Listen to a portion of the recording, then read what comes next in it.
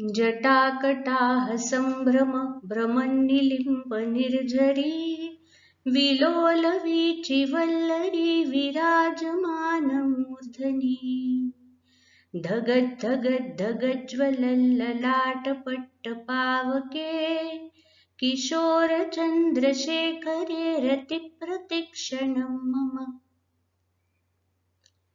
This is a beautiful verse sung by Ravana. Yes, Ravana the demon. He was an ardent devotee of Lord Shiva, and this is a verse from the composition done by Ravana, the Shiva Tandava. The beauty in this verse is the rhythm and the flow of the words that has to be taken into account while singing. Ravana praises Shiva, from whose scalps the divine Ganga flows, and he has a divine fire in his head, and of course the half moon adorns his head also. Let us sing it together again.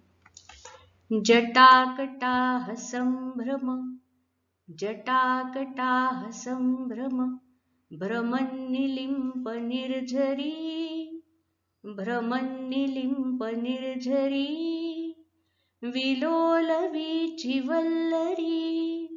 विलोलवीचिवल्लरी विराजमानमूर्धनि विराजमानमूर्धनि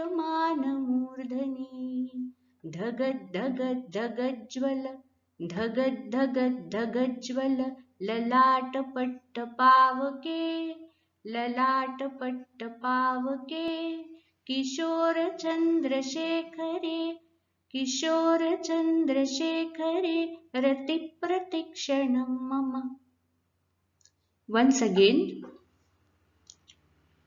जटाकटाह सम्भ्रम भ्रमन्निलिम्प निर्झरी विलोलवीचिवल्लरी विराजमानमूर्धनि